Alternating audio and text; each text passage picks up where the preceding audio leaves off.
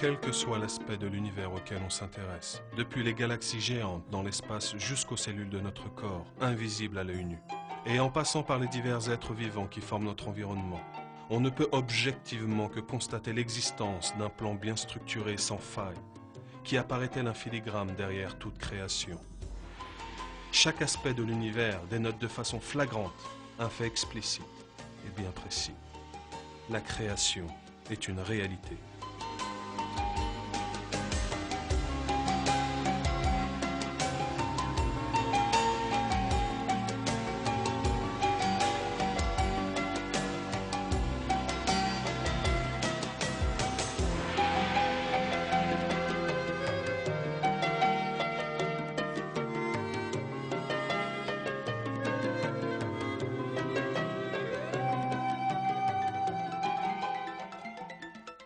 Le monde dans lequel nous vivons foisonne d'une vie fonctionnant selon des principes immuables et étonnamment sans faille. Nombreux sont les êtres vivants réellement stupéfiants, depuis les oiseaux jusqu'aux plantes, et des poissons aux insectes dotés ni d'intelligence ni d'esprit, et parfois même tout bonnement dépourvus de cerveau, qui suscitent notre admiration, vu les actes évolués qu'ils accomplissent.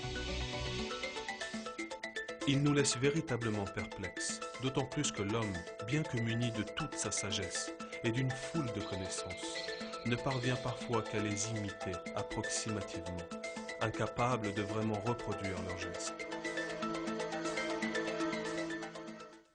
Dans tout ce qu'Allah a créé dans les cieux et la terre, il y a des signes, certes, pour des gens qui craignent Allah.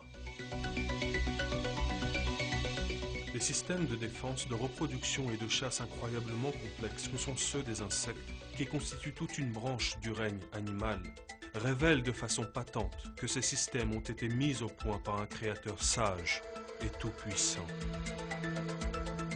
La conception merveilleuse des insectes est une preuve de l'existence d'Allah et de sa création parfaite. Toute personne qui réfléchit avec une conscience claire et un esprit dénué de préjugés ne peut arriver qu'à cette conclusion. D'autre part, le nombre d'insectes sur Terre est stupéfiant. Pour chaque être humain, il y a environ 200 millions d'insectes, ce qui équivaut à 10 millions d'insectes au kilomètre carré. On estime à 30 millions le nombre d'espèces d'insectes, dont beaucoup n'ont même pas encore reçu de nom.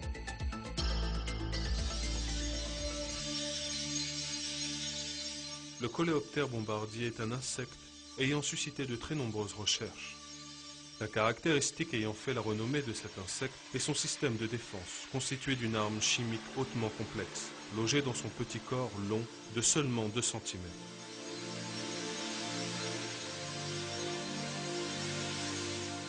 Lorsqu'un autre insecte le menace, une solution bouillante et irritante se forme en lui. Puis, il projette ce liquide en direction de l'attaquant, à travers une ouverture située à l'arrière.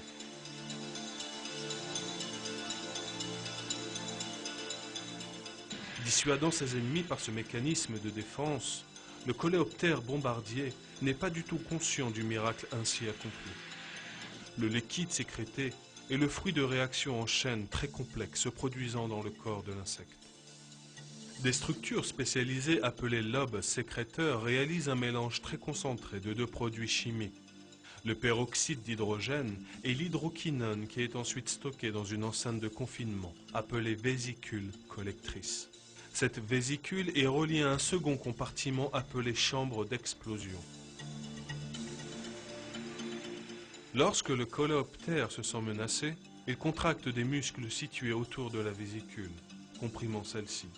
Simultanément, le conduit menant à la chambre d'explosion s'ouvre et le mélange concocté s'y trouve projeté.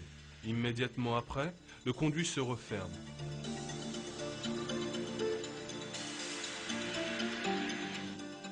La solution chimique se mélange alors à une enzyme catalysante sécrétée par les glandes ectodermiques, se trouvant sur les parois de la chambre d'explosion. Une réaction en chaîne commence à ce moment.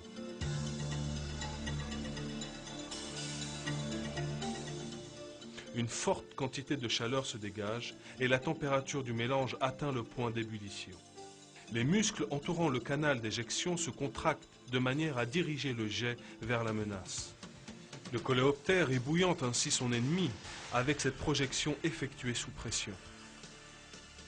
Cette arme très dissuasive n'occasionne aucun préjudice aux coléoptères, car ses parois internes sont conçues pour résister aux fortes montées en température dans la chambre d'explosion.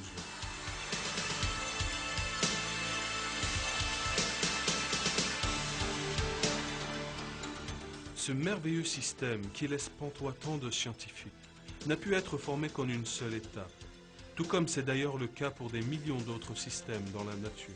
Car l'absence d'un seul élément aurait entraîné le non-fonctionnement de l'ensemble, et donc le coléoptère aurait disparu, victime de ses prédateurs.